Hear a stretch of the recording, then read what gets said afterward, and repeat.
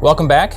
We got great updates to share with you here today, and Carrie and I are going to discuss not only a few private wealth updates, as we know it's tax season, but then also jump into a pretty big topic here around financial independence and starting to unpack a little bit around what that means and what we see based on what we do for clients on a daily basis. So let's jump into those updates here.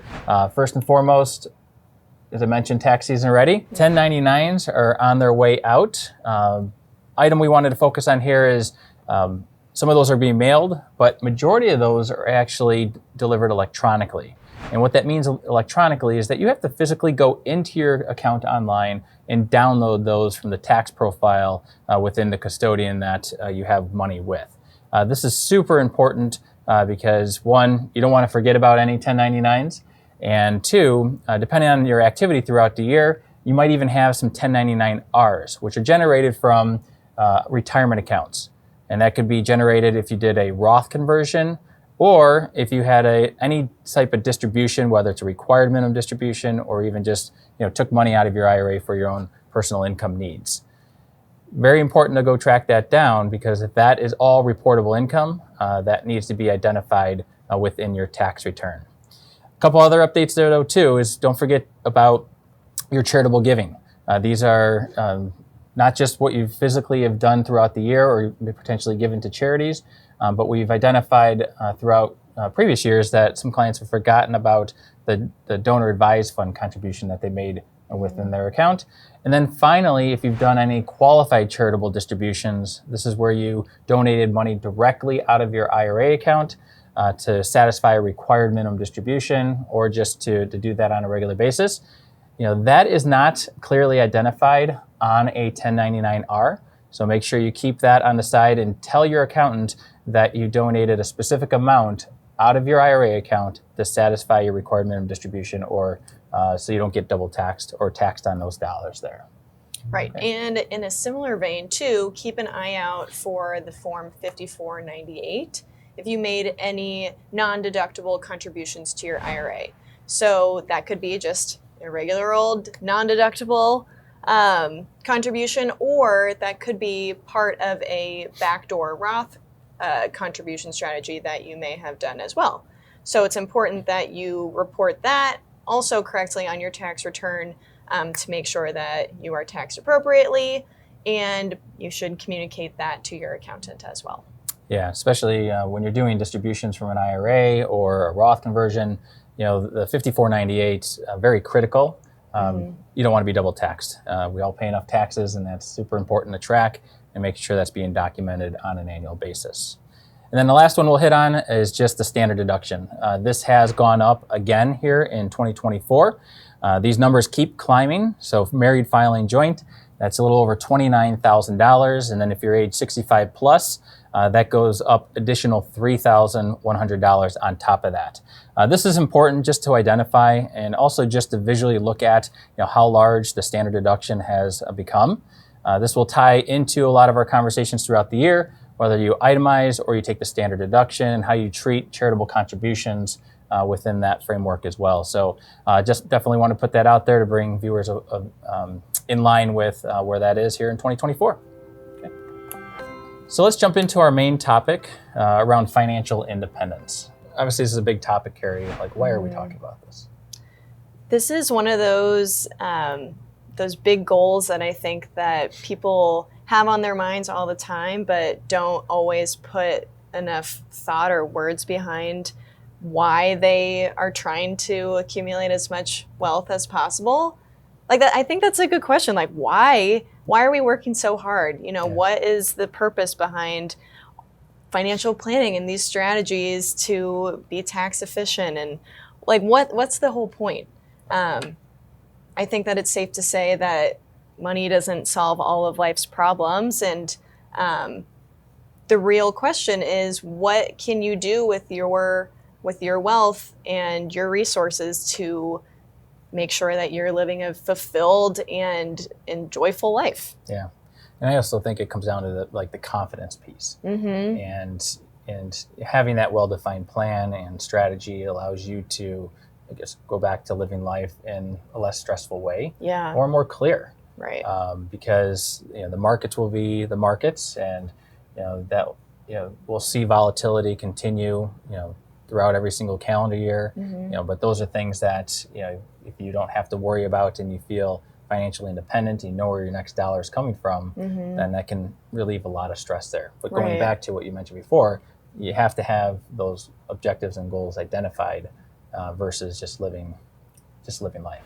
So what are some of those examples that you've seen? So many people just want to be debt free, for Yeah. one. Some people want to travel the world. Right. Or live off their portfolio. Or even thinking about knowing that they won't be a burden to their children if, Right. If they get sick, or that they're unable to continue to pay for their current care. For some people, that can be figuring out a different type of income. Yeah. If that's a creative side hustle, if that's work that isn't bringing in as big of a paycheck as your previous job did. Like doing what you want to do versus what you have to do. Right. Like that's huge, and something we strive on a regular basis to identify for clients that we work with, and people that we serve, because at the end of the day, that provides that clarity. What else? For a lot of people, it means being able to gift to their family or even to charity while they're still alive. Retire early. We talk a lot about the FIRE movement. So this comes up in conversation quite a bit. It stands for Financial Independence, Retire Early. It really first came about in a book called Your Money or Your Life.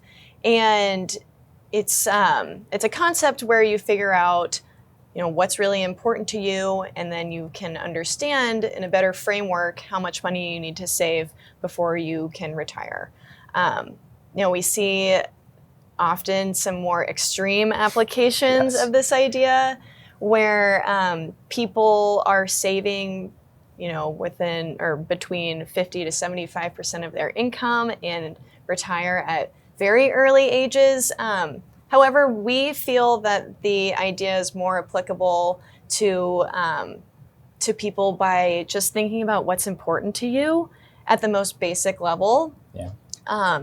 Again, it goes beyond just accumulating money so that you can stop working. It's about how to better align your goals with the resources that you have, so that you can live a life full of purpose and meaning. And those are the trade-offs that, as you're going through this exercise in the process, that you have to evaluate. And the reality, though, is sacrificing everything you can today to get to this point that you have identified. There could be some trade-offs where you don't even get to that point. So at the end of the day, what we try to do is make sure that you're continuing to walk that line based on the objectives that you've identified, and get there in the most efficient way, but also still get to enjoy and love life today, because we never know what tomorrow is going to hold. Right. So those are the things that, as we've seen this FIRE movement or conversation really evolve, it seems like it's been leaning more towards those extreme situations, versus the framework which was originally intended for. Right. To become financially independent, it really starts with a conversation, something that we help our clients with every day. In the simplest terms, it's kind of like budgeting backwards.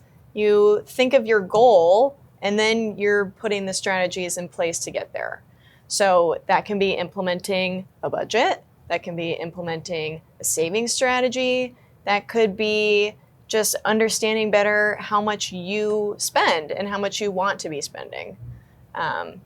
This is an ongoing process, and something that we work with clients on every year, and it adjusts over time as well. Yeah, I feel like tying that to the reverse budgeting in a way is also tying it to like what is going to make you feel fulfilled and what your purpose is for this wealth. Right. And it's all integrated with it, but that's kind of the more bigger picture versus some of the tactical pieces on the budgeting side. But super important because we know money doesn't just deliver happiness.